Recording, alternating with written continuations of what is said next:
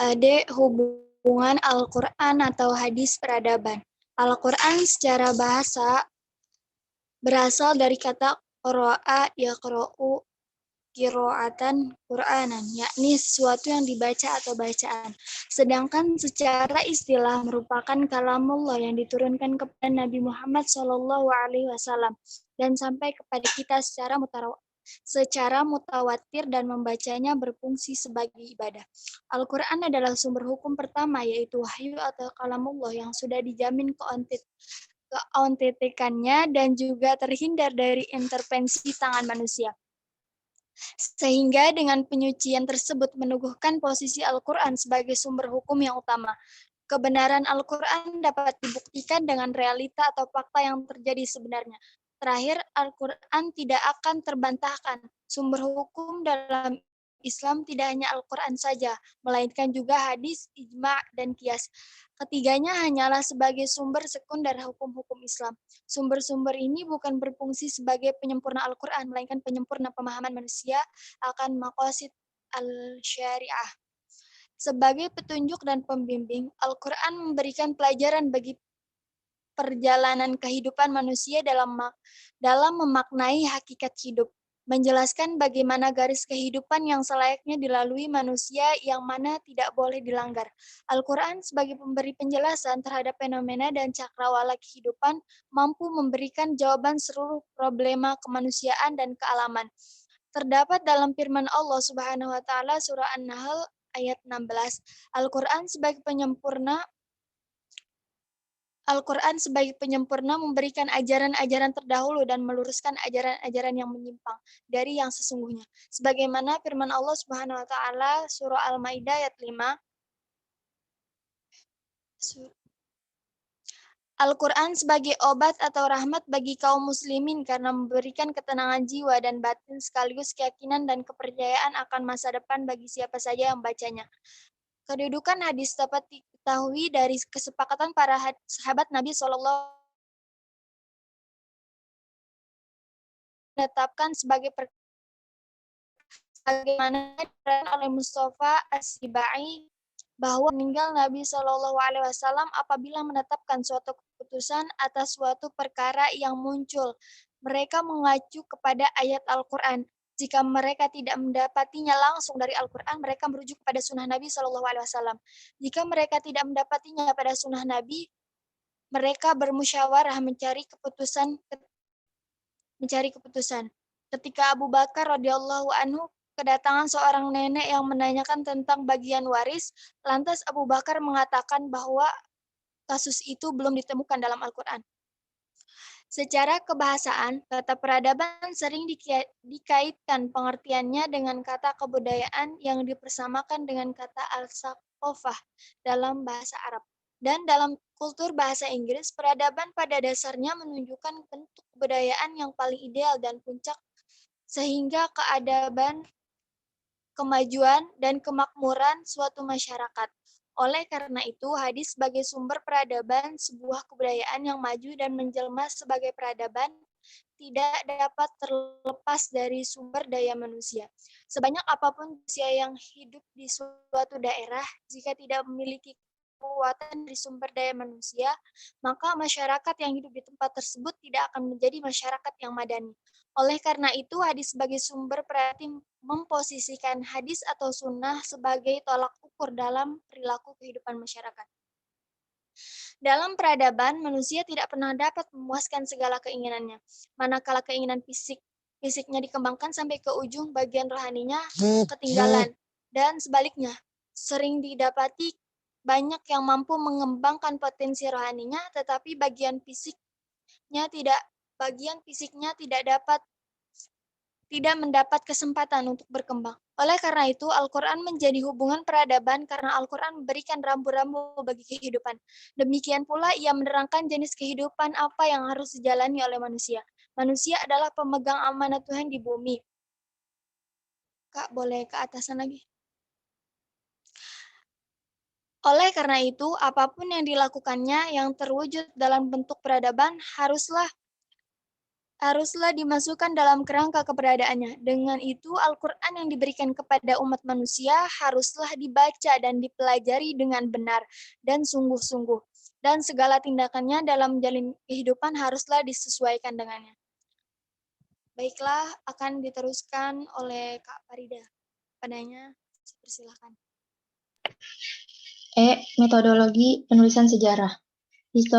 Historiografi awal Islam tumbuh pertama-tama bersifat Arab murni. Tiada peran Persia atau Yunani. Penulisan itu dalam segala bentuknya tumbuh dari dua kemungkinan. Apa yang terdapat di masa sebelum Islam. Yang kedua, merupakan cabang dari ilmu hadis yang juga bersifat Arab murni. Para penulis sejarah generasi pertama adalah orang-orang Arab. Akan tetapi dalam perkembangannya mendapat pengaruh dari ahli kitab Yahudi, Nasrani, dan Persia. Pada abad kedua banyak bermunculan sejarawan yang berlatar belakang non-Arab atau Mawali. Kalau diamati secara mendalam, perkembangan penulisan sejarah Islam di awal masa kebangkitannya, menurut Hussein Nasr, akan terlihat adanya tiga aliran, yaitu aliran Yaman, aliran Madinah, dan aliran Irak. Karya-karya sejarah di awal kebangkitan Islam banyak bercampur antara informasi historis dengan dongeng atau legenda. Bentuk historiografi Islam pada dasarnya terbagi menjadi tiga bagian, yaitu yang pertama ada khobar. Bentuk historiografi Islam yang paling tua langsung berhubungan dengan cerita-cerita perang dengan uraian yang baik, biasanya mengenai suatu kejadian. Jika ditulis hanya beberapa halaman saja, di dalam konteks karya sejarah yang lebih luas, perkataan khobar sering dipergunakan sebagai laporan, kejadian, atau cerita. Yang kedua, hauliyat. Dalam perkembangan seterusnya, para sejarawan menggunakan dua metode penulisan. Pertama, penulisan sejarah berdasarkan urutan tahun. Yang kedua, metode penulisan sejarah berdasarkan tema. Yang ketiga, kritik terhadap metode hauliyat dan munculnya corak tematik. Metode hauliyat mengandung kelemahan karena metode hauliyat memutus kontinuitas sejarah yang panjang yang saling berhubungan yang berkelanjutan dalam beberapa tahun. Sejarawan yang menggunakan metode hauliyat tidak menyebutkan peristiwa-peristiwa sejarah, kecuali yang terjadi pada tahun bersangkutan dan berkelanjutan pada tahun-tahun berikutnya. Maka peristiwa ini terpisah-pisah. Informasi yang terpisah-pisah itu kemudian digabung dengan peristiwa-peristiwa lain yang terjadi pada tahun itu. Pada era pertengahan terjadi beberapa pembaruan dalam corak historiografi Islam. Hal ini tak terlepas dengan yang semakin diterima oleh penganut lain. Alih-alih tetap berpegang teguh pada gaya klasik yang melulu bertumpu pada tradisi penulisan Arab dan senantiasa kembali ke Quran dan hadis. Kemunculan tiga sungai besar langgam penulisan, Madinah, Yaman, dan Irak menjadi indikasi betapa kubah pemikiran sejarawan para historiografi sudah mampu mencerat berbagai kearifan lokal di wilayah setempat, sehingga dapat keluar dengan pendekatan-pendekatan yang barunya. Yusri Abdul Ghani Abdullah mengungkapkan bahwa gerak zaman keberislaman amatlah berkaitan dengan beberapa faktor yang menjadi katalisnya, antara lain melimpah ruahnya bahan-bahan kesejarahan sebagai akibat maraknya pembangunan lembaga-lembaga pemerintahan, maraknya aktivitas penerjemah karya-karya dari bahasa Persia, Yunani, Suryani, dan Latin ke dalam bahasa Arab, dan ketersediaan sarana mobilitas yang memadai. Historiografi Islam adalah penulisan sejarah yang dilakukan oleh orang Muslim yang sebagian besar ditulis dalam bahasa Arab. Selanjutnya, lebih banyak digunakan untuk pemaparan mengenai gejala-gejala, terutama tentang keadaan manusia dalam urutan kronologis. Kedatangan Islam telah memberikan sumbangan besar dalam perkembangan historiografi khususnya yang Muslim. Historiografi Islam juga dianggap sebagai karya sejarah yang ditulis penganut agama Islam dari berbagai aliran.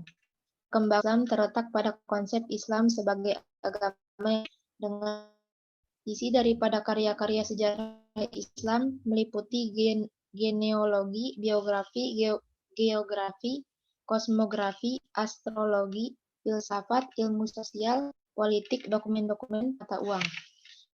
Franz Rosenthal bahwa salah satu motivasi yang mendorong perkembangan pesat historiografi Islam, konsep Islam sebagai agama yang mengandung sejarah. Pada awal perkembangannya, kebanyakan historiografi Islam Indonesia berisi mitos daripada sejarah dalam pengertian Barat. Penulisan sejarah Islam Indonesia sudah dimulai sejak awal Islam masuk, walaupun dalam bentuk-bentuk yang sederhana. Adapun contoh corak awal historiografi Islam Indonesia adalah hikayat, merupakan bentuk cerita yang selalu disampaikan dalam bentuk puisi, yang sering disebut sajak. Khobar merupakan bentuk historiografi Islam tertua yang langsung berhubungan dengan cerita-cerita perang dengan uraian yang baik jika ditulis hanya menjadi beberapa halaman saja. Tambo adalah penuturan sastra lisan dalam bentuk pepatah dan syair panjang, kisah, silsilah, merupakan yang sejak awal mengandung informasi sejarah. Saya kembalikan kepada moderator.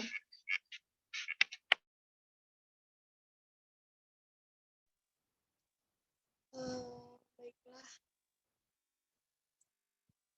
Bapak, ini mau ke kelompok 2-in dulu atau bagaimana? Langsung aja kelompok 2. Kalau ada pertanyaan, ketik di ruang chat. Iya, saya silakan kepada kelompok 2. Yang mau bertanya silakan tulis chat ya, Kak.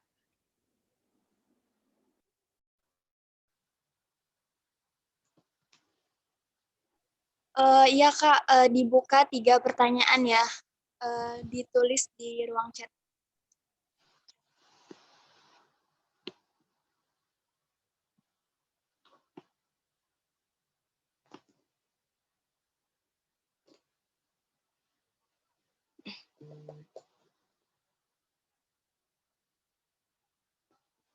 Baik, langsung saja kita ke kelompok 2.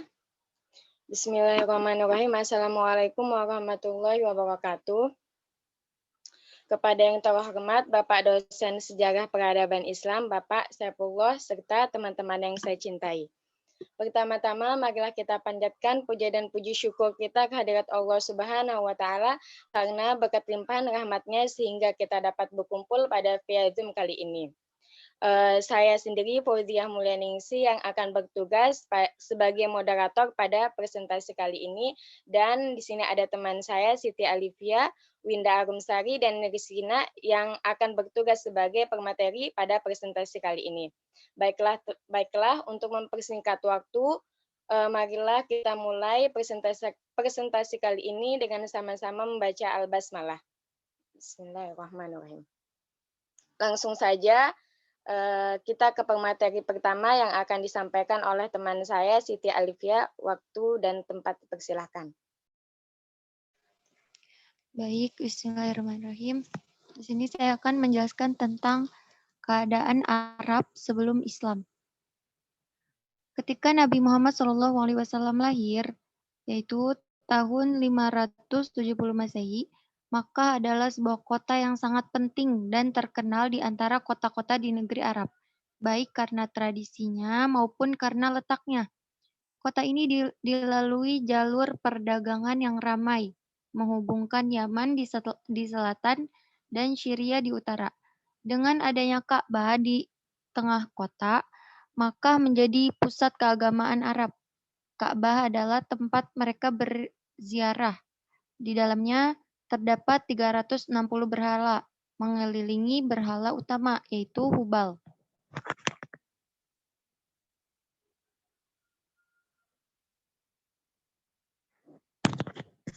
Bangsa Arab diketahui telah memiliki peradaban jauh sebelum Islam muncul di sana.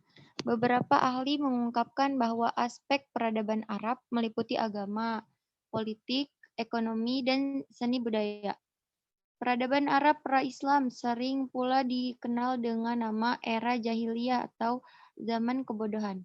Penamaan ini tidak murni dikarenakan kebodohan mereka dalam berbagai segi dan tidak berperadaban. Namun karena ketiadaan pengetahuan mereka akan agama, tata cara kemasyarakatan, politik, dan pengetahuan tentang keesaan Allah. Di antara presiden buruk yang melekat pada Arab pra-Islam adalah kondisi dan kedudukan wanita yang dipandang sebelah mata, bahkan setengah manusia. Bangsa Arab juga dikenal hidup dalam kabilah-kabilah atau klan-klan. Mereka hidup berdampingan antar kabilah dengan perjanjian damai yang disebut dengan akhlaf.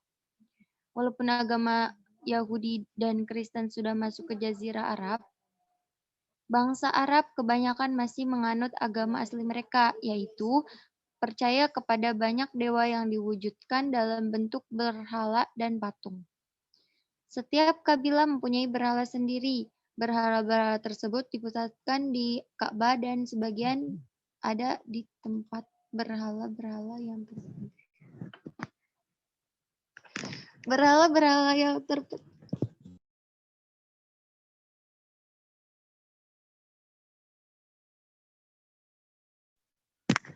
Berhala-berhala yang terpenting adalah Hubal, yang dianggap sebagai dewa terbesar yang terletak di Ka'bah.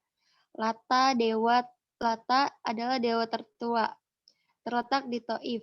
Uzza bertempat di Hijaz, kedudukannya berada di bawah Hubal, dan Manat yang bertempat di Yastrib. Berhala-berhala itu mereka jadikan tempat menanyakan dan mengetahui nasib baik dan nasib buruk. Demikianlah keadaan bangsa Arab dan Jazirah Arab menjelang kebangkitan agama Islam.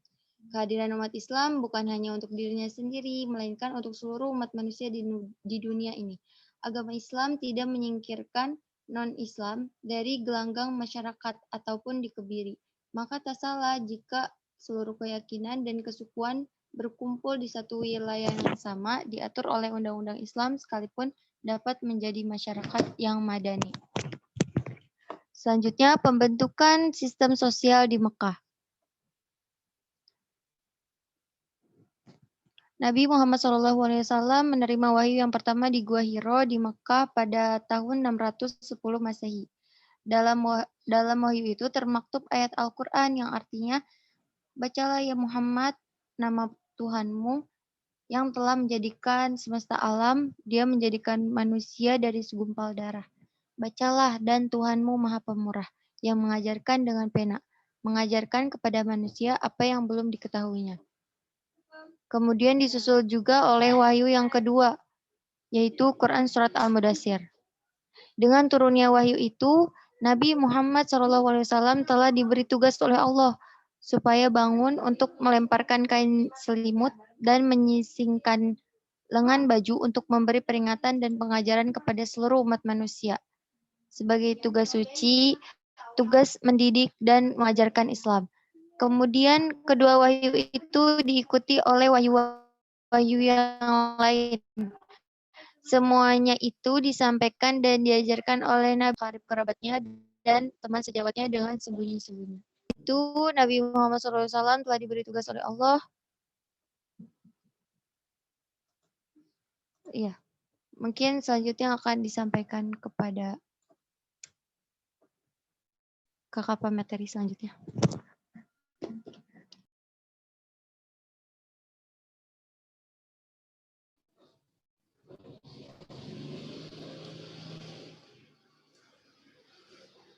Saya ingin melanjutkan. Nah, dasar politik negara Madinah. Nah, pertama kita kenalan dulu yuk. Madinah itu nama lainnya apa ya dulu gitu. Nah, jadi Madinah itu nama dulunya itu sebenarnya tuh Yastrib gitu. Nah, Yastrib itu sebelum Nabi Muhammad itu hijrah ya. Nah, pas Nabi Muhammad hijrah ke Yastrib, nama Yastrib itu diganti jadi Madinah gitu. Nah, kalau di Madinah itu tuh terkenal dengan kesuburannya gitu. Jadi tuh banyak banget oase-oase pertanian. Jadi mata pencarian mereka itu kalau nggak berdagang, berternak, ya bertani gitu. Nah, karena inilah awal dimulai sebuah peradaban Islam gitu kan. Nah, kan kalau Yastrib itu sebelum Islam datang itu kan terdiri dari dua suku kan. Nah, itu terdiri dari bangsa Arab dan bangsa Yahudi gitu kan. Nah, kalau bangsa Yahudi itu dari mana?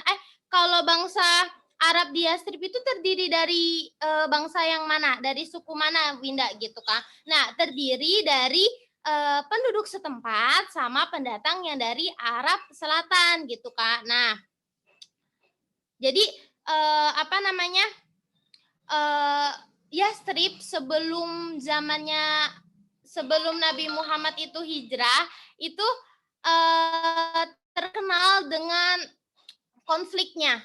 Dia itu banyak konflik gitu, konflik di dalamnya. Nah, salah satu konfliknya yang belum tertuntaskan itu masalah kepemimpinan gitu.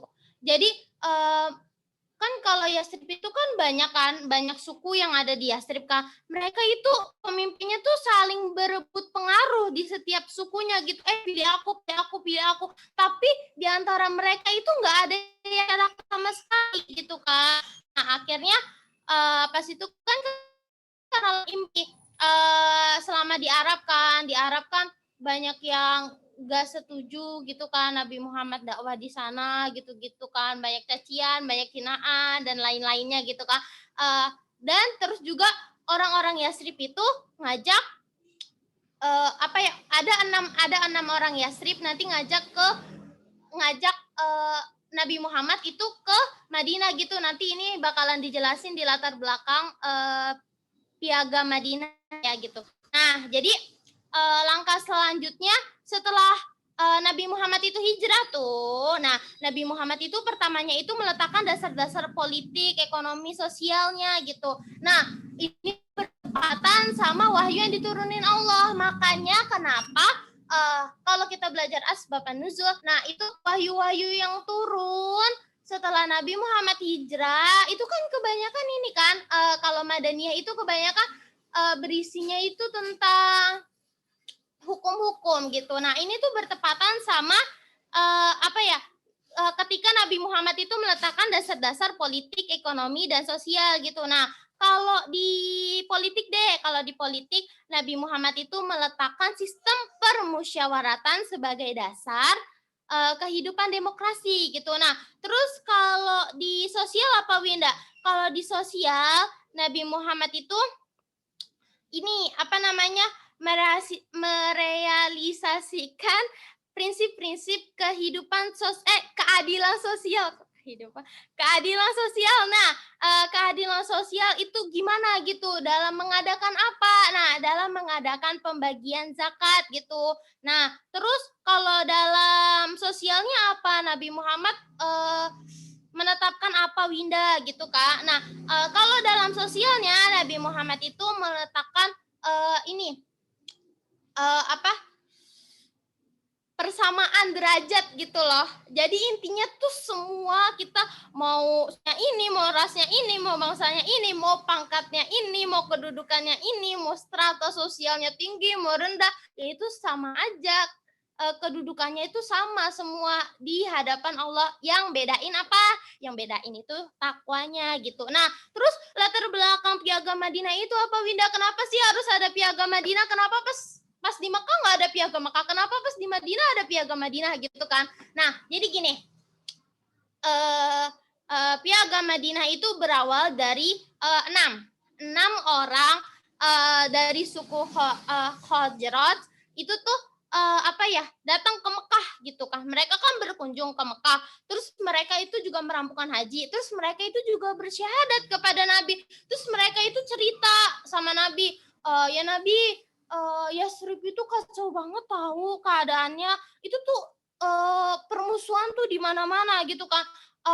Apa-apa bentar-bentar perang gitu kan.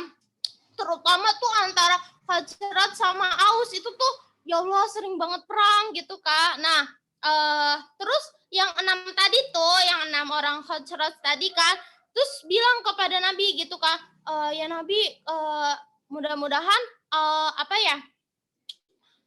pokoknya dia itu pengen Nabi itu mempersatukan mereka biar jangan berantem lagi gitu Kak.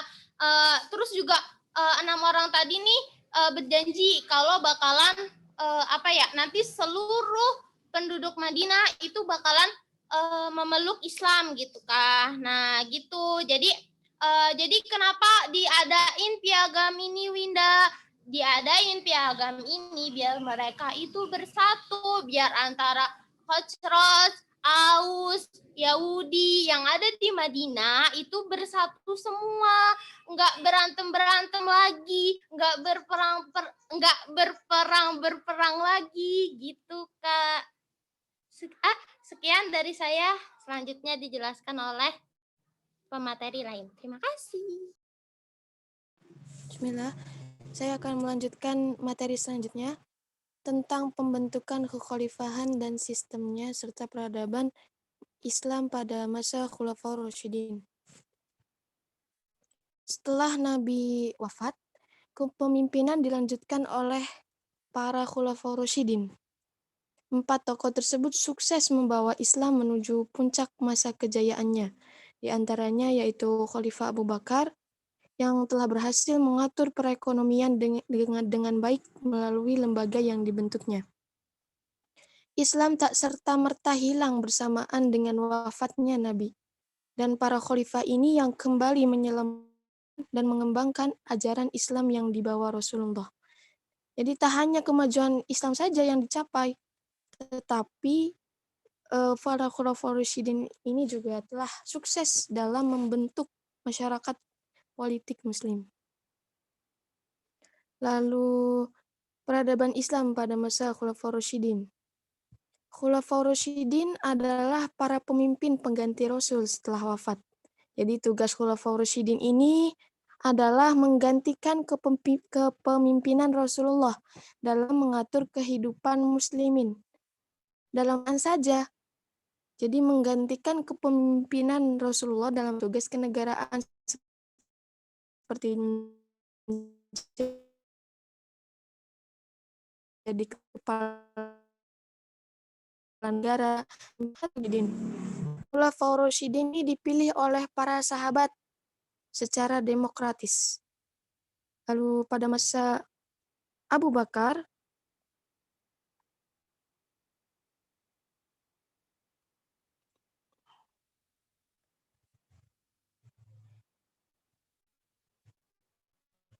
pada masa Abu Bakar ini dengan perjuangannya yang gila, Abu Bakar ini mampu mengontrol kondisi umat Muslim sepeninggalnya Nabi, seperti memerangi para pemberontak atau disebut dengan perang Riddah, yang di dalamnya melibatkan para qurra wal hufad, hingga mengumpulkan tulisan-tulisan Al-Quran, serta beliau dapat mengontrol dampak besar lainnya dalam agama. Terus pada masa Khalifah Umar, wilayah kekuasaan Islam semakin meluas hingga semenanjung Jazirah Arab. Terus selanjutnya pada masa Utsman, beliau berhasil menyatukan keberagaman qiraat umat Islam, juga mengumpulkan Al-Quran menjadi satu yang diriwayatkan Malaikat Jibril kepada Nabi Muhammad.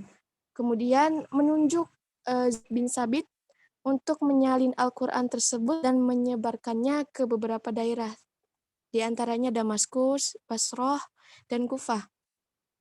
Juga Utsman telah berhasil menaklukkan kota-kota dan membentuk armada laut. Terus pada masa pemerintahannya Khalifah Ali, beliau ini memecat para gubernur yang diyakininya menjadi penyebab timbulnya pemberontakan. Terus pada masa Khalifah Ali terjadi Perang Jamal.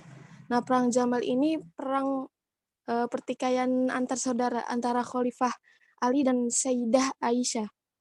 Lalu terjadi juga perang Siffin, yaitu perlawanan yang dilakukan oleh Gubernur Damaskus terhadap Khalifah Ali, karena Gubernur Damaskus ini telah dipecat oleh Khalifah Ali, sehingga mengakibatkan pertempuran. Sekian. Selanjutnya, saya kembalikan kepada moderator. Baik, di sini saya akan membacakan kesimpulan dari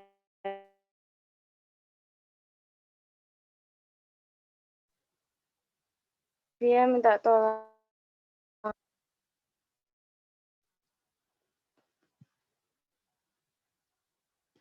Ya, jadi kesimpulannya,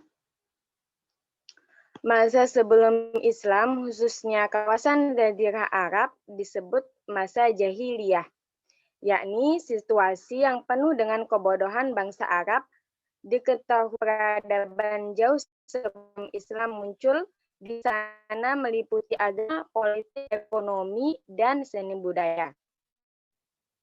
Keadaan bangsa Arab sebelum Yahudi dan Kristen sudah masuk ke Jazirah Arab.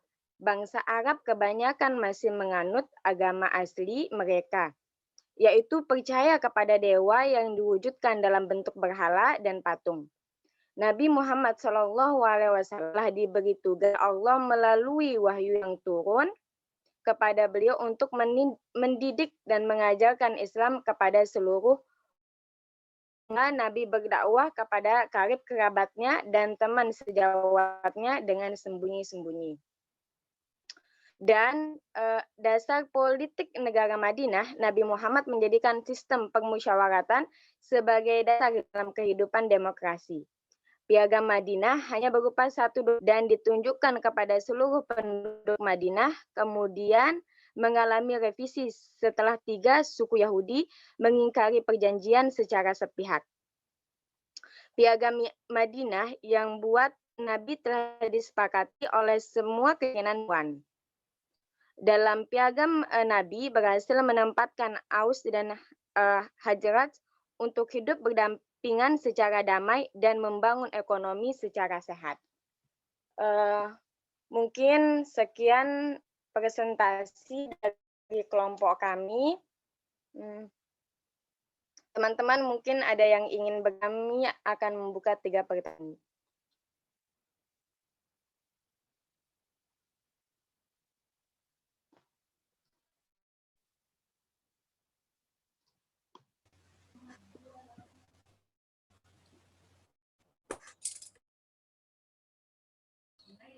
Assalamualaikum Kakak, izin bertanya, boleh Kak? Ya, buat kelompok berapa? Buat kelompok 2 Kak. Oh iya, silakan Kak. Iya, tadi pengen tanya yang seputar ini apa?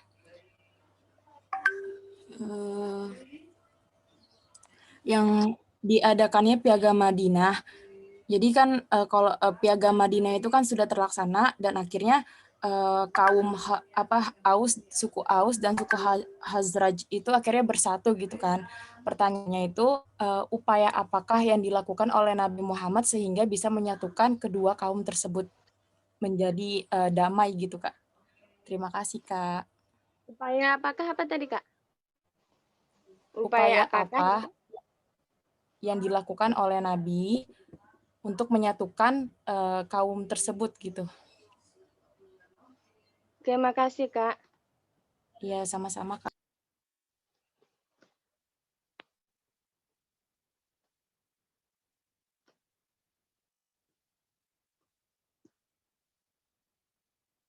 Assalamualaikum Kak, Hamidah izin bertanya, boleh? Ini untuk kelompok 2 ya. Iya Kak.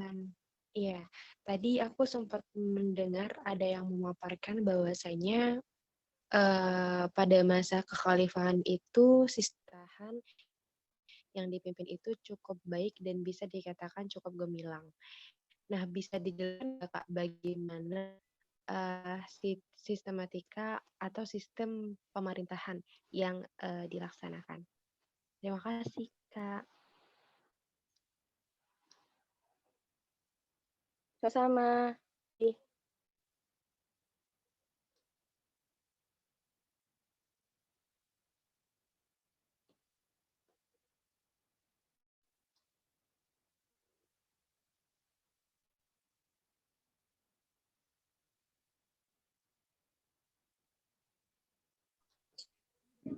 Afi, kamu jangan bersuara ya. Ntar ketakut ketahuan.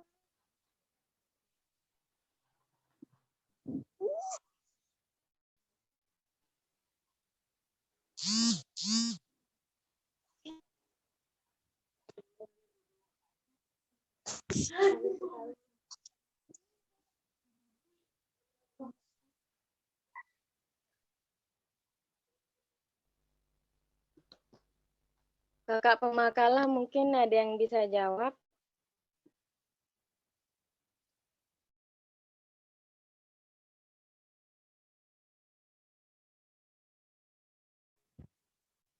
Kak, saya kelompok 1 ingin menjawab pertanyaan dari Kak Sabila.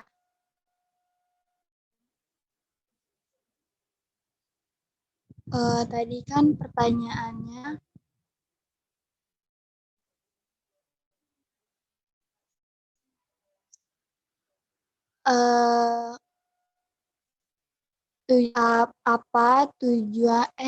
tujuannya apa, mengapa peradaban Islam itu disebut budaya. Hubungan Islam dengan kebudayaan itu lebih dapat dilihat dari visi atau misi dan tujuan ajaran Islam berdasarkan tunjuk ajaran Islam sebagaimana dinyatakan dalam surat Al-Anbiya ayat 107. Adalah memberi rahmat bagi seluruh alam. Sedangkan dalam misi ajaran Islam juga terkait erat dengan kebudayaan dan peradaban. Berdasarkan penelusuran itu, terhadap ayat-ayat Al-Quran dijumpai bahwa misi ajaran Islam adalah untuk mengeluarkan manusia dari kehidupan yang zukumat atau tanpa norma dan aturan.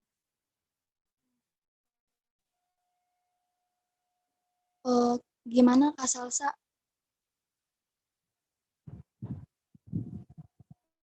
Jadi masih ada terkaitannya gitu, tergantung visi dan misinya. Ya, tujuannya gitu, Kak.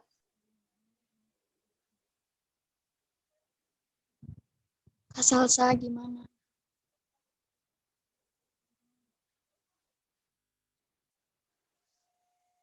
Iya, jadi Ya. tujuan ya gitu tadi yang aku bacain. Bisa disimpulkan, Kak?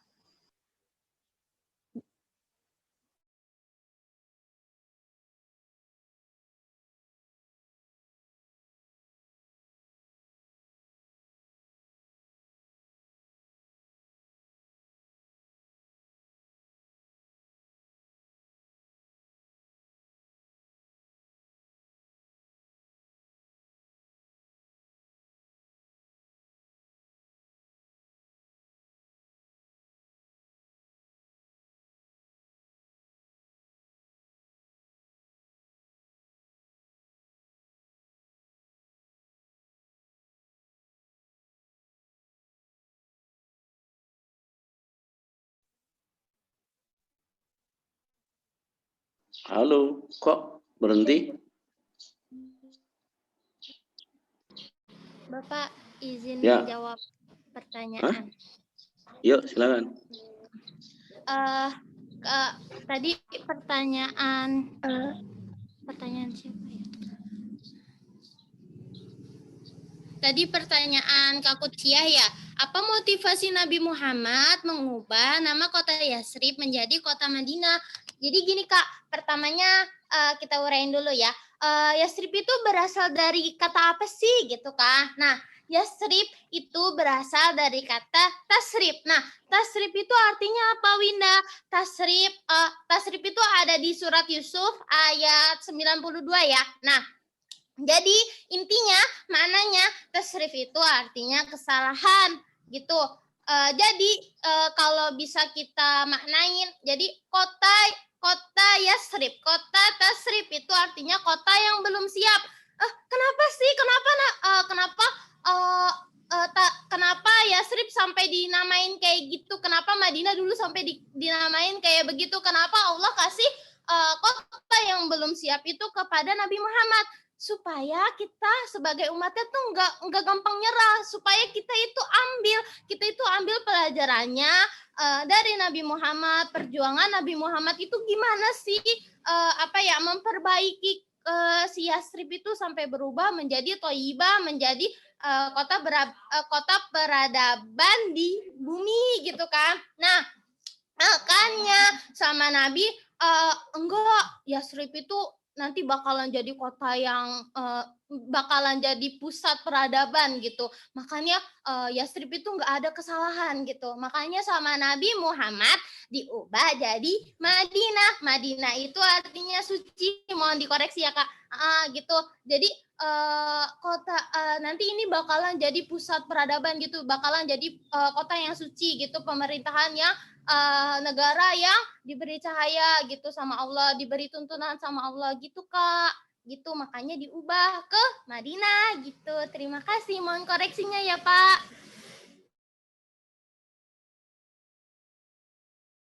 Ya, terima kasih Kak Winda.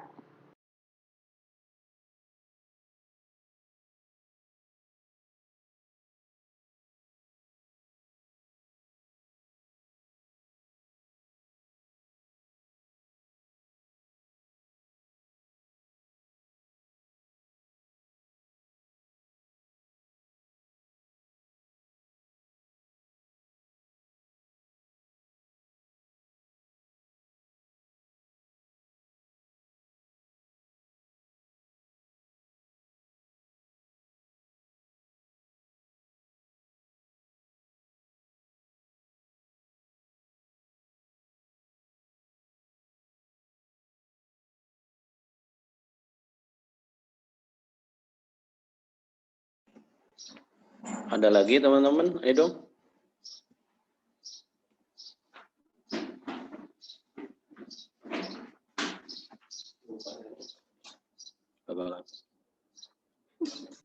Kak, punten izin menjawab pertanyaan Kak Cindy ya. Dilakuin Nabi gitu Kak. Nah, salah satu upayanya tadi Kak, itu membuat perjanjian gitu. Ke Madinah gitu untuk menyatukan mereka itu yang suka banget berantem, suka banget berperang itu dibuatlah piagam Madinah gitu Kak. Terima kasih. Kak Winda, kalau boleh tahu, ya Pak. Iya. Kalau boleh tahu, emang isi perjanjian Madinahnya itu apa Kak? Jadi biar tahu gitu isi piagam. Isi piagam Madinahnya teh panjang Kak, berlembar-lembar. Aduh, kalau dibacain gimana ya? Oh. Secara umum aja sih Kak, mungkin bagaimana kayak ya. Bagaimana mungkin aja.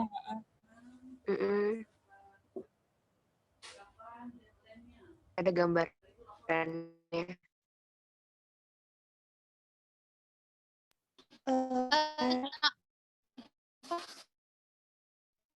Winda.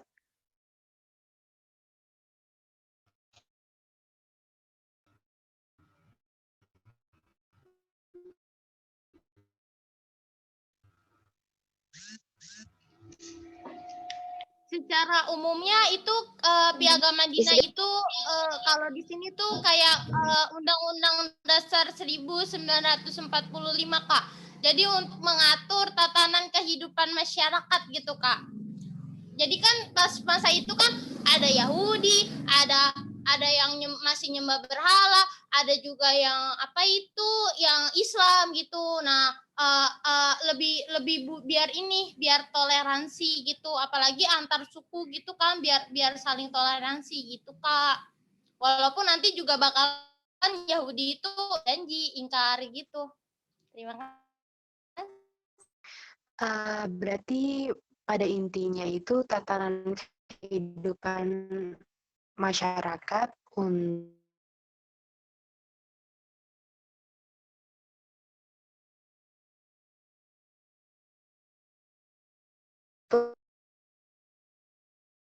Betul Kak Hamidah.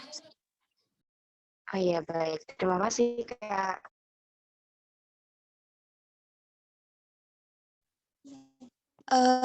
Kak nyimpulin hubungannya dikaitkannya peradaban dengan kebudayaan itu tujuannya apa? Tujuannya itu memajukan, mencerahkan, dan mengangkat harkat dan martabat manusia.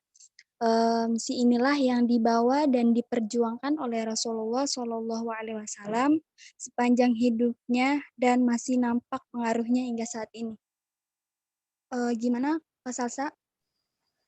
Iya, Kak. Terima kasih, Kak. Sama-sama. Maaf Kak, maksudnya Kakak, bisa maaf. diulangi nggak, Kak? Iya, boleh diulang. Tadi itu pertanyaannya apa ya, Kak? Aku lupa, maaf ya.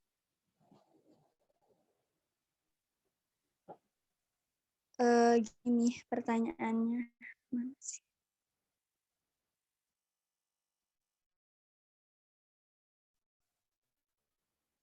Tujuannya apa? Mengapa peradaban ikut kebudayaan?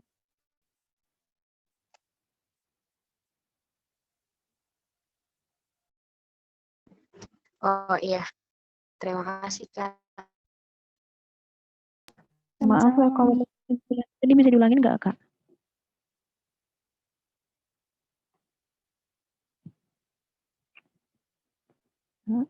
Kak Warsina Kenapa, Kak? minta tolong diulangin tadi kesimpulannya, Kak. Yes.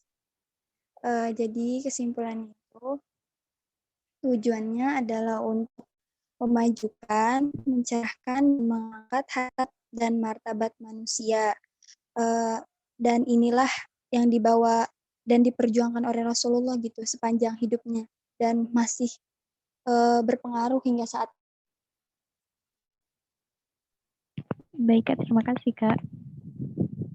Sama-sama. Teman-teman begini, hati-hati ketika kita mengungkapkan sebuah kata-kata. Kata-kata itu kenapa hati-hati? Karena punya makna yang sangat ketika ada satu kata dimaknai dan kemudian itu salah, karena itu akan berimplikasi, teman-teman. Itu yang harus teman-teman hati-hati. Maka kenapa kita butuh rujukan? Mengatakan misalnya asal katanya dari Al-Quran yang artinya Yasrib sendiri muncul itu jauh sebelum Al-Quran muncul gitu loh. Iya kan? Kapan Yasrib itu? Kapan itu muncul? Jadi duluan mana antara Quran dengan Yasrib? Kan gitu loh teman-teman. Maka kita butuh mencari kata generik dari Yasrib itu menurut orang Arab itu sendiri. Terus kemudian misalkan Madinah tadi diartikan suci. Di kamus mana ya Madinah diartikan suci gitu kan.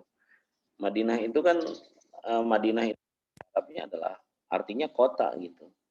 Masa Rasulullah lah kemudian menjadi Madinah itu adalah Madinah Al-Munawwarah sebenarnya. Kota yang mempunyai sinar, yang bersinar. Maksud bersinar itu apa teman-teman? Karena memang peradaban itu dimulai pada masa Rasul gitu. Apa yang dimaksud peradaban di sana? Nah, ini yang menarik teman-teman. Tadi ada pertanyaan peradaban dengan kebudayaan. Kalau kebudayaan kan apapun yang kita lakukan saat ini, cara berpikir kita, cara dan lain sebagainya, hasil segala macam itulah yang disebut dengan kebudayaan. Baik itu tari-tari, bangunan, itu fisiknya gitu loh teman-teman. Kayak Borobudur ya Nusantara misalkan. Terus yang modernnya apa? Istiqlal misalkan. Itulah kebudayaan. Dari kebudayaan itu yang berfisiknya. Yang lainnya banyak juga gitu loh, betul, sangat banyak betul gitu. Nah, apa yang menunjukkan itu pada kemajuan. Nah, peradaban itu adalah harusnya merujuk kepada kebudayaan yang merujuk kepada kemajuan gitu loh. Itulah yang disebut dengan peradaban. Rasulullah membentuk sebuah peradaban peradaban gitu. Apa itu? Salah satunya dengan Piagam Madinah tadi. Apa Piagam Madinah? Madinah coba deh. Kalian baca, Piagam Madinah itu ada sekitar 47 pasal di sana. Tapi pasal-pasal itu saling mengakui perbedaan. Dia mau Yahudi kayak mau Nasrani kayak mau apapun diakui di sini. Selama kita sebagai masyarakat itu bersatu gitu loh. Coba deh teman-teman baca. Semuanya gitu. Jadi tidak ada itu bahwa Yahudi, Islam lebih hebat daripada Yahudi tidak. Itulah yang disebut dengan kontrak sosial, teman-teman. Gitu. Kontrak sosial ketika masyarakat bersatu, terus kemudian saling mengikat dalam sebuah masyarakat, kemudian dia punya satu tujuan. Apa itu? Tujuannya satu, tidak boleh saling menjaga dari serangan pihak luar. Gitu kan. Coba kalian baca. Yang kedua, setiap masyarakat mempunyai potensi yang sama dalam bidang ekonomi, politik dan lain sebagainya. Itu kan yang terjadi gitu di Piagam Madinah itu gitu teman-teman. Nah, ini yang menarik di sana gitu. Itu yang disebut dengan peradaban. Bagaimana peradaban bagian dari kebudayaan. Bisa kita lihat dari budaya itu yang menjadikan itu seseorang itu beradab dan tidak beradab gitu loh. Memiliki peradaban bagus atau tidak misalkan. Nah, ini yang menarik yang harus teman-teman pahami gitu. Dalam saya sebenarnya kurang setuju ketika kita bicara ada semacam bahwa orang selain Islam itu tidak baik. Ya bagi saya selama perilakunya baik menjadi baik gitu kan. Kalau urusan agama itu urusan yang sangat pribadi, sangat privat, ya kita meyakini bahwa agama kita itu benar gitu. Dalam konteks keilmuan kita harus bisa memisahkan itu gitu loh teman-teman. Itu yang paling penting. Saya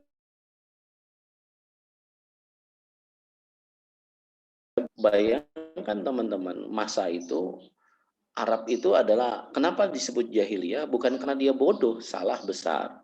Pintar-pintar orang Arab itu. Coba teman-teman sampai dalam Al-Quran dilukiskan dalam Al-Fil. In ila fihim rihlatas sita'i wasai falya'budu rabbal bait. Nah, kenapa demikian teman-teman? Rabb hadzal bait. Kenapa demikian teman-teman? Karena memang masyarakat Arab. Teman-teman coba lihat peta ini deh, peta Arab. Peta dunia kita bentar. Peta dunia bentar teman-teman.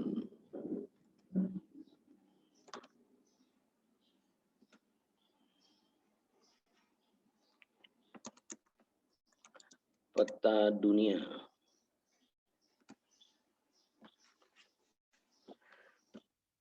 Bentar teman-teman kita lihat ya. Kita cari dulu teman-teman. Waalaikumsalam.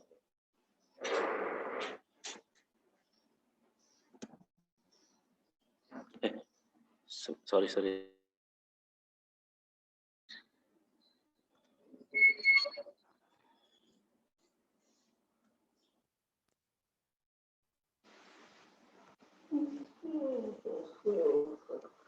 Lah kok open mulu ya? Ada image dari save image. Coba kita coba di sini deh. Casan apa? Ya saya kayaknya. Salah.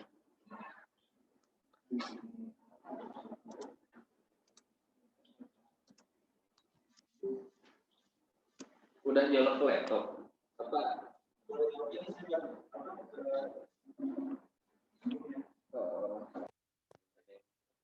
Ada coba teman-teman tolong cari peta dunia yang jelas deh. Kirim ke saya. Baik, Pak. Coba cari deh, ini peta dunia kok nggak jelas.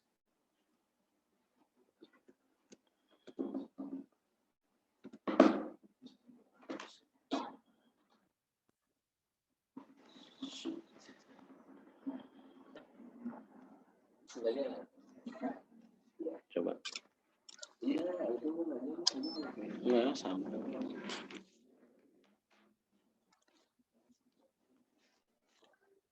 Di mana itu yang ke ininya? Ya, berarti benar.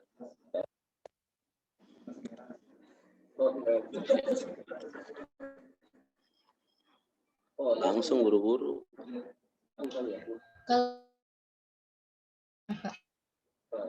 Google Earth, bentar. Ada Yang penting ininya kebaca, teman-teman. Bentar, saya ini ada nih.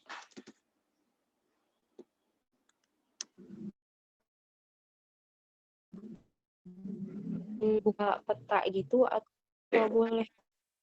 boleh? Boleh foto coba deh.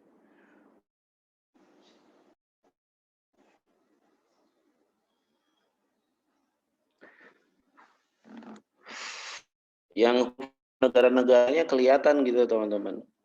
Ini saya banyak peta hurufnya nggak kelihatan.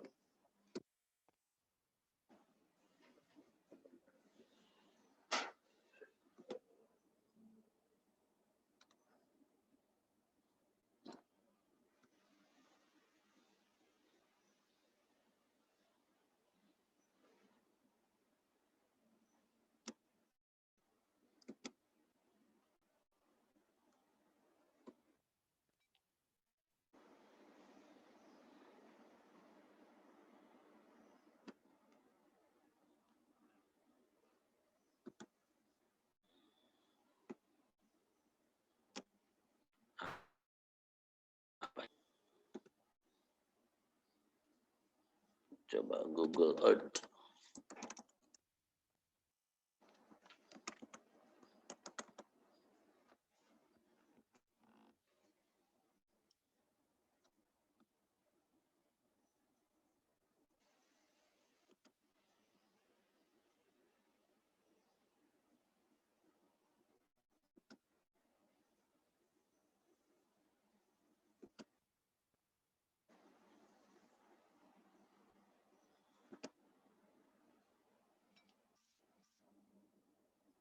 Ada yang sudah ini aja langsung di apa namanya?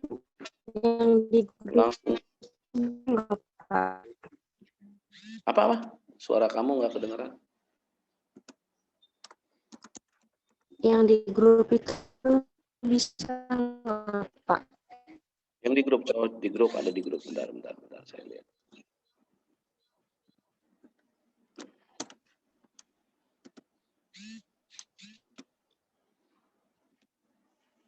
Oke, bentar.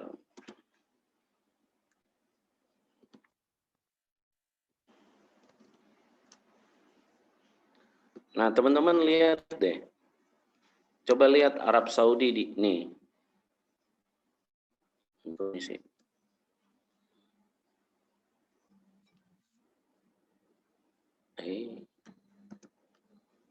Save aja deh.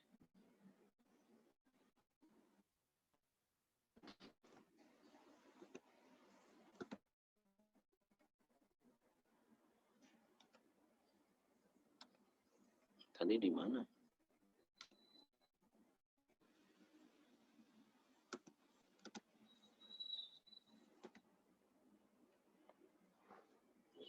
Nah, teman-teman, kita lihat deh ini.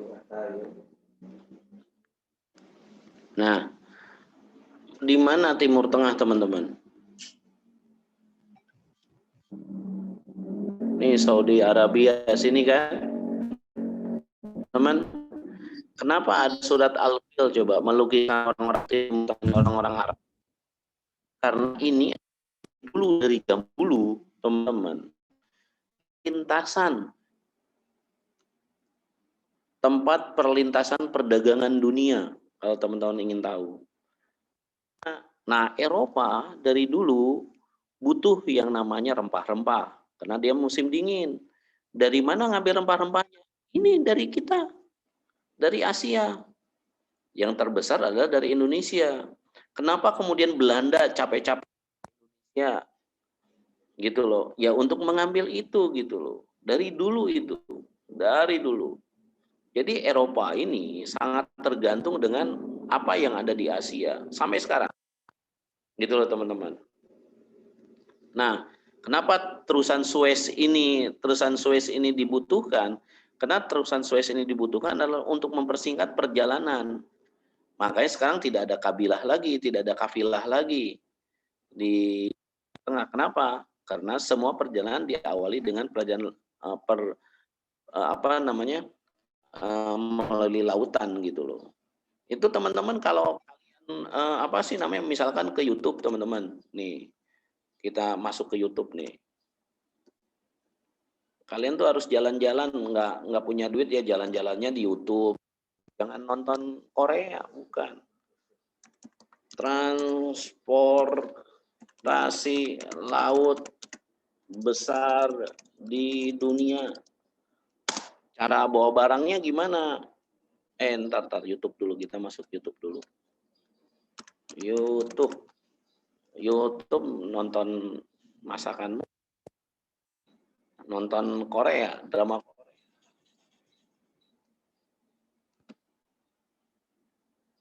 Sorry. Kita lihat transportasi laut terbesar di dunia. Nah, teman-teman bisa bayangkan nih. Ini seperti ini transportasinya, teman-teman. Nanti kita cari yang lebih hebatnya lagi. Nah, ini dunia lewat gunung. Lewat gunung. Kalian coba jalan-jalannya gitu dah. Nggak punya duit, tapi gimana caranya? Nih. Kita lihat. Nih.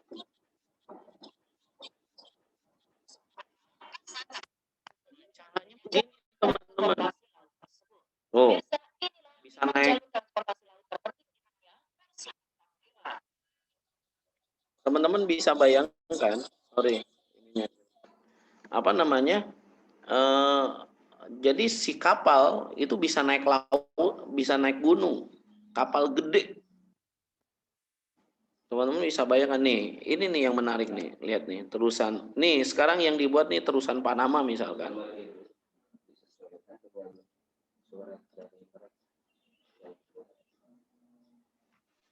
Nih teman-teman.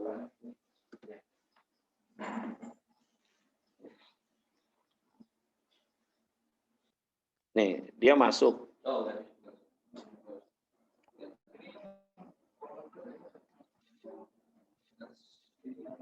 Nih, teman-teman bisa bayangkan.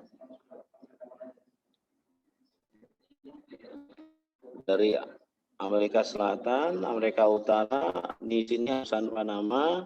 Nah, dia ini jadi si kapal tuh naik gunung. Tuh, masuk dulu. Nanti diisi air, nanti naik lagi. Tuh, lihat tuh.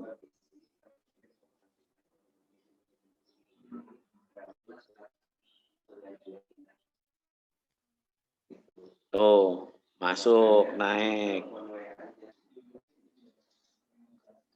Buka, masuk dia. Tutup di.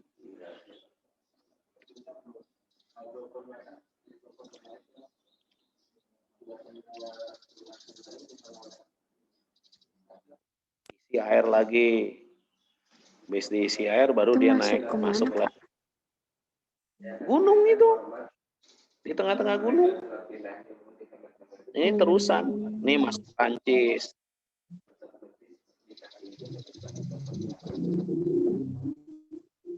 Nah, saya hanya ingin ngasih tahu teman-teman bahwa yang namanya perdagangan dunia itu sangat hebat sekali gitu loh.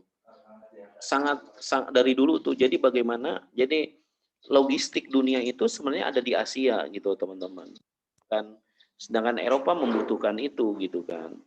Mereka kan cuma bayangkan mereka itu cuman negara mempunyai 4 musim. Jadi bisa bayang makanan itu hidupnya gitu loh.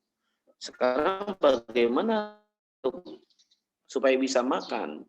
Maka sebagian diambil dari Asia gitu loh.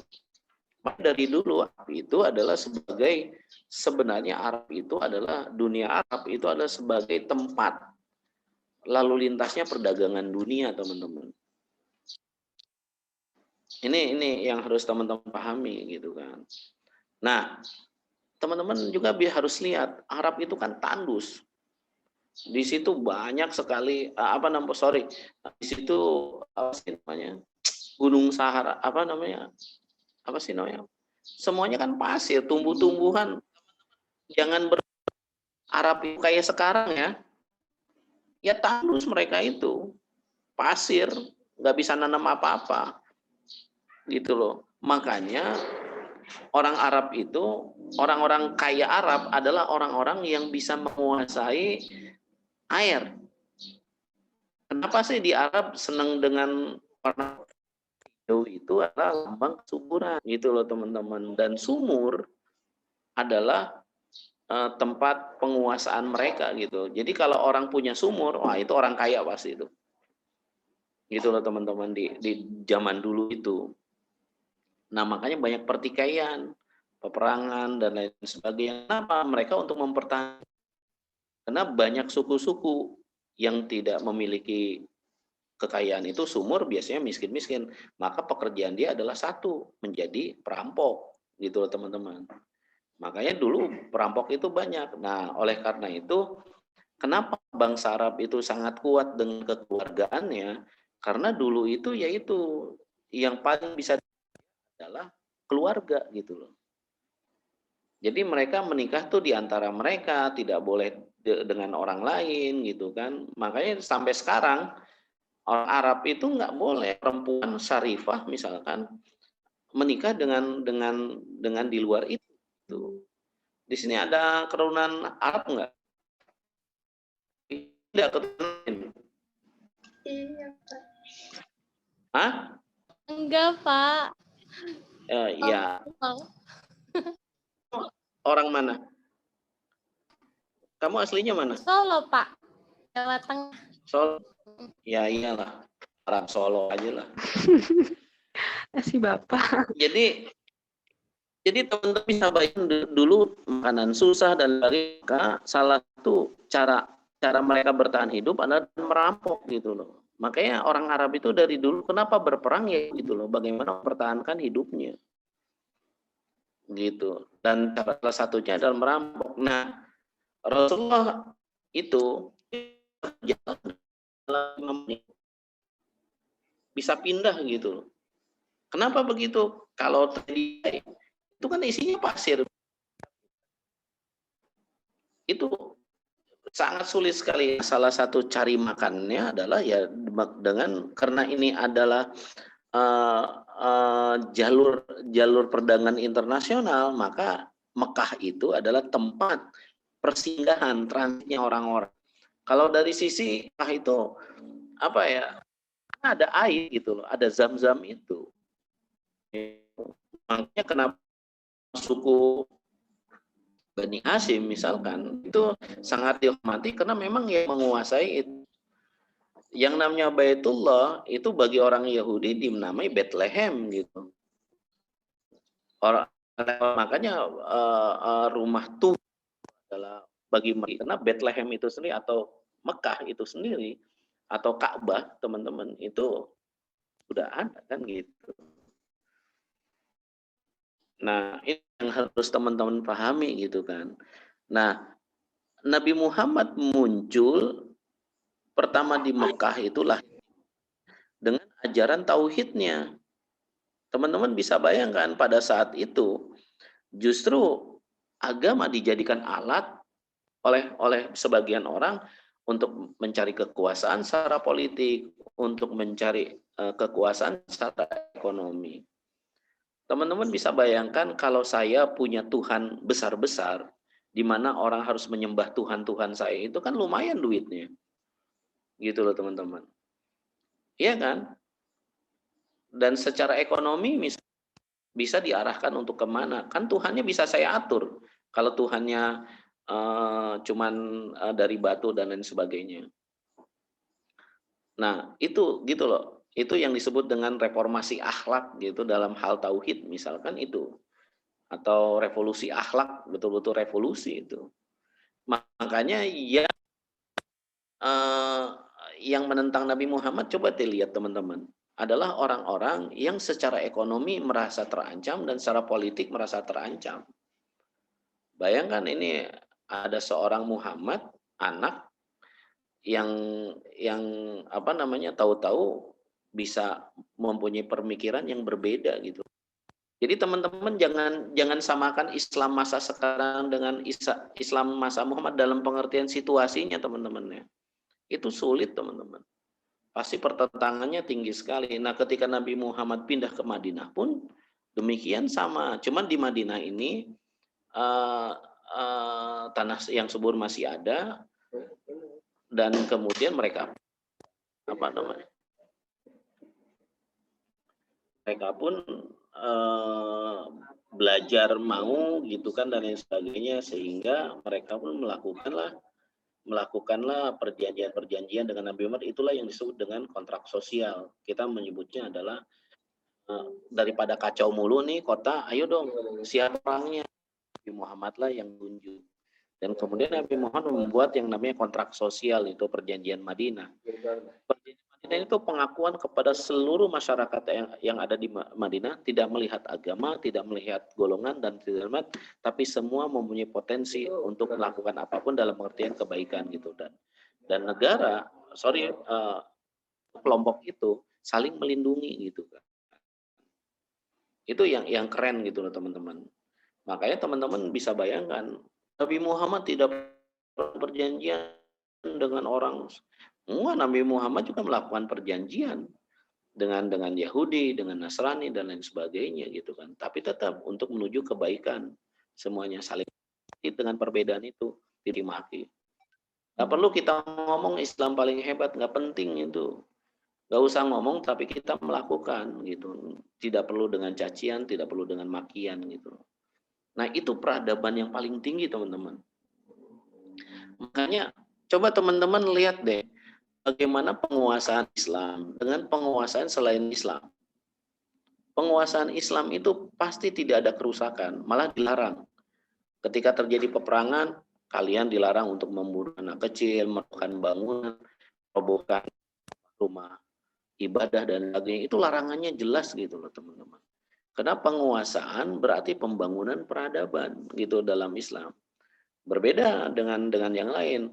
Kalau penguasaan berarti adalah bagaimana memeras seluruh potensi daerah itu kemudian diambil gitu, diserap oleh negara yang makanya kenapa penjajahan itu demikian, karena memang dia memeras semuanya kemudian diambil alih gitu. Itu teman-teman. Gitu. Jadi menarik sebenarnya kalau kalian, walaupun terus terang saya tidak terlalu suka dengan sejarah, saya juga nggak ngerti kenapa saya jadi dosen sejarah. Bagi yang menarik, yang harus kita, sisi peradabannya dalam Islam itu dengan yang lain apa sih? Itu yang menarik, teman. Tambah lagi nanti bagaimana di Indonesia, di Nusantara, itu menarik lagi. Para ulama-ulama masa lalu itu, para ulama-ulama dulu itu hebat-hebat. Dia bagaimana membangun peradaban. Apalagi ngajarin orang Jawa, ngajarin Sumatera itu susah. Kenapa? Orang Jawa, orang Sunda, orang Sumatera dari dulu sudah menjadi orang baik. Punya peradaban tinggi. Lebih tinggi dari orang Arab. Gitu loh.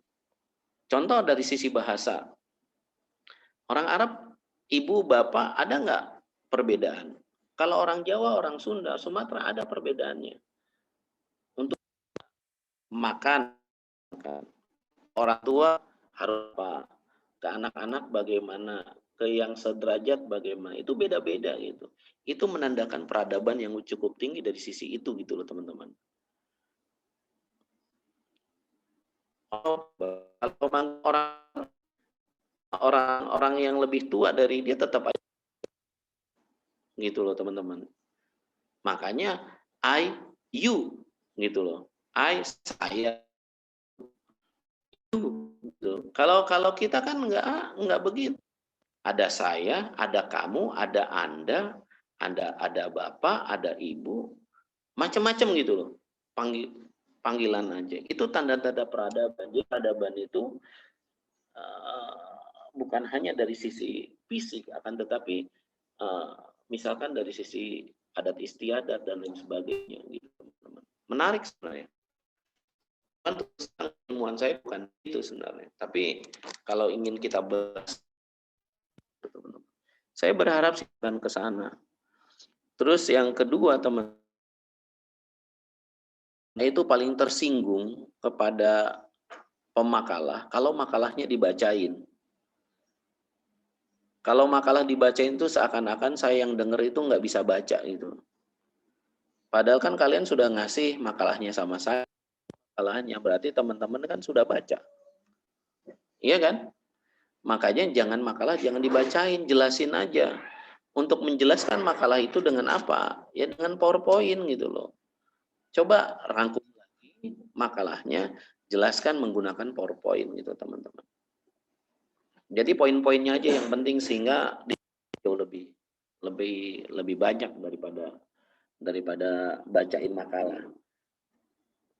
Makalah itu udah pasti dibaca lah, yakinlah saya. Tapi teman-teman yang menarik itu teman-teman, coba aja kalian lihat lagi. Ada pertanyaan kira-kira?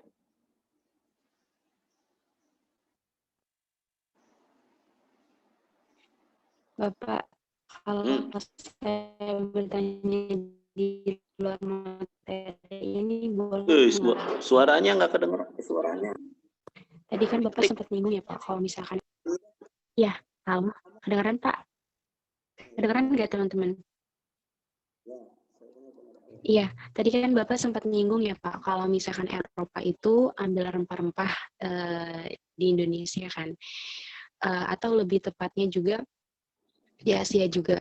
Nah, terus ya Pak, kenapa ya Pak kalau misalkan Eropa itu dia lebih maju gitu, lebih kaya? Akankah karena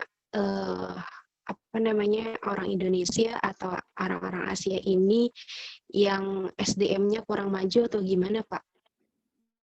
Nah, itu menarik teman-teman. Kamu coba baca jurnal, itu judulnya gini. Itu adalah kutukan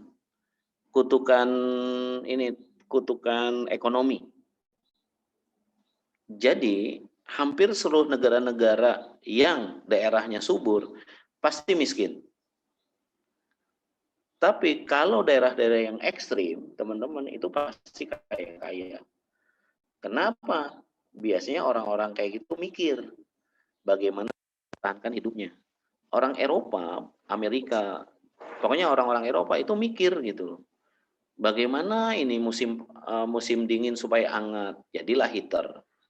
Bagaimana ini? Jadi dia mikir gitu loh. Sedangkan orang-orang banyaklah orang-orang kita, orang-orang Asia, sebenarnya terlebih lagi Indonesia karena di Indonesia ini apapun ada dan dunia itu bisa dikasih makan dari Indonesia. Sampai ada orang yang mengatakan demikian karena seperti lagu Kus Plus, tongkat ditancap jadi makanan itu, jadi singkong, jadi macam-macam, enak itu hidup kita. Gitu. Salahnya kita. Kenapa kita lihat Eropa? Harusnya kan kita lihat diri kita bagaimana mengembangkan itu. Seharusnya orang-orang kita kena hidupnya yang penting makan udah selesai kan kita gitu. Pengennya senang aja, yang penting gua senang udah selesai lah gitu. Padahal kan harusnya enggak demikian, harusnya dikembangkan. Dan Bangkok sekarang yang hebat kan teman-teman. Bayangkan itu Bangkok bisa, padahal itu awal mula tanaman-tanaman dari Bangkok itu dari Indonesia, kayak duren misalkan. Banyak teman-teman. Duren itu sebenarnya itu bibitnya dari kita itu. Di Bangkok dibudidayakan lagi. Tanaman singkong aja gedenya kayak apaan tahu, lebih gede dari paha orang dewasa kan gitu teman-teman. Nah, biasanya habis juga lagi. Sorry. Nah, gitu. Jadi teman-teman itu masalahnya. Masalahnya adalah ya kata Quran, afala ta'qilun, afala tatadabbarun, afala tanzurun kan gitu. Kalau bahasa kasarnya itu kalau kata orang Betawi, lu punya otak kagak gitu. Itu otak lu pakai apa enggak gitu. Gitu kalau orang Betawi bilang kan gitu. Udah dikasih daerah kenapa lu nggak mikir gitu. Itu aja sih. Sekarang itu ada gurun yang dia ganti jadi hutan, dia robah itu. Di Cina itu gila-gilaan itu Cina itu. Cina itu luas teman-teman, tapi coba deh lihat, yang mereka bisa hidup tuh cuma di pesisir. Tapi gara-gara daerah kontur daerahnya kayak gitu, dia adalah salah satu negara yang terhebat membuat jembatan dan membuat apapun. Antar gunung dia bisa buat jembatan dan sebagainya. Itu peradaban cukup tinggi kan gitu. Termasuk di Indonesia teman-teman bisa bayangkan itu. Kalian lihat deh, zaman Majapahit dan lain sebagainya bisa buat Borobudur. Mesir itu kecil, peradaban Mesir dengan apa? Piramid, kayak piramid. Piramid mah cuman lurus batunya. Borobudur kamu lihat, diukir tuh batu. Itu kan keren gitu loh. Betapa hebatnya. Indonesia itu dulu hebat teman-teman. Teman-teman bisa bayangkan. Dulu, apa sih namanya? Lihat masa dulu, masa Majapahit teman-teman. Eropa, dari sisi ini aja, dari sisi apa sih namanya? Peralatan musiknya. Eropa, semua dunia itu paling kalau nggak kulit, senar, kayu. Eropa kan gitar, paling gitu aja kan gitu kan. Tapi budaya Nusantara Indonesia sudah ada gamelan. Gamelan berarti kan membentuk logam kan. Berarti sudah punya apa sih namanya? Sudah punya teknologi untuk mengolah logam. Hebat teman-teman. Ya cuman orang-orang kita nggak mau mikir aja sekarang, malas. Katanya kalian IAT, buku tafsir mau mikir kalau kayak gitu. Iya kan? Terus kemudian coba kalian baca lagi sejarah. Nah, yang menariknya teman-teman, siapa yang membangun ini sih cuman nggak tahu benar apa salah lah. Saya pernah diskusi dengan bilang gini. Sebenarnya siapa yang membangun Mesir kuno itu? Piramid itu. Zamannya Firaun bukan, Pak? Ya, Firaun kan kerajaannya, itu rajanya. Yang ngebangun itu siapa gitu kan. Yang dulu kan sebenarnya itu mengatakan itu sebenarnya yang ngebangun orang Jawa. Kenapa orang Jawa yang bangun? Karena ahli bebatuan pada masa itu ya adanya di Jawa gitu loh. Makanya candi-candi dan lain sebagainya itu kan kebanyakan dari bebatuan, diukir dan sebagainya dan lain sebagainya. Beneran, Pak. Kemudian yang mengatakan istrinya Nabi Ibrahim itu, salah satunya istrinya, ini dibecandaan aja, salah satu istrinya Nabi Ibrahim itu sebenarnya keturunan Jawa gitu loh. Karena di sana tidak ada ahli batu, maka kemudian jadi TKI zaman dulu juga ada gitu loh. Maka orang-orang Jawa dilarikan ke sana untuk itu. Makanya kemudian salah satunya ahli batu itu kan Hajar. Maka disebutlah anaknya Siti Hajar, anaknya tukang batu gitu. Itu jok aja lah, nggak tahu saya. Jadi kalian jangan berpikir dunia itu wah sekarang dulu begitu kok gitu. Dari dulu sudah ada perdagangan dunia dan lain sebagainya, cuma dikembangkan. Dulu tidak ada ini, sekarang ada dan semua teknologi dan lain sebagainya. Dari dulu sudah ada gitu loh. Dan Indonesia dari dulu memang tempat incaran gitu. Dulu namanya Nusantara, ya apa kita. Di dunia tuh apa yang tidak ada sih di Indonesia ada semuanya. Mau apa ada semuanya gitu loh. Karena saya pernah ada teman dari Abu Dhabi itu ingin membuat pabrik roti. Lucunya pabrik rotinya di mana? Di Kalimantan. Buat pabrik rotinya di pabrik roti itu. Dia bilang kalau saya pabrik roti di Kalimantan, seperti dunia bisa saya makan dengan roti saya. Berpikirnya seperti itu, gitu loh. Cara berpikirnya itu besar. Gitu. Kalau kita berpikirnya ya cuman Solo juga cuman rumah aja. Gimana, Win? Kamu bisa. Jadi kalau kamu bicara kita nggak maju, ya karena kitanya nggak mau berpikir besar gitu loh. Nyalahin orang dan lain sebagainya. Yang beres-beres lah hidup kalau gitu loh. Sekarang gimana kita? Apa yang harus kita lakukan? Apa yang harus kita pelajari? Jangan nyalahin orang. Yahudi disalahin, Kristen disalah-salahin. Ya kitanya juga salah. Kenapa nggak mau maju gitu loh? Jadi kalau bicara kemiskinan dari dulu memang kita udah, tapi mau jadi kaya kan gitu.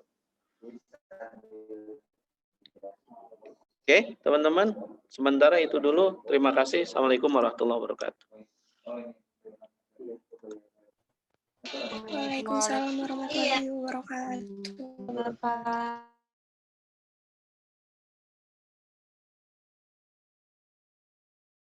Teman-teman aku ini ya.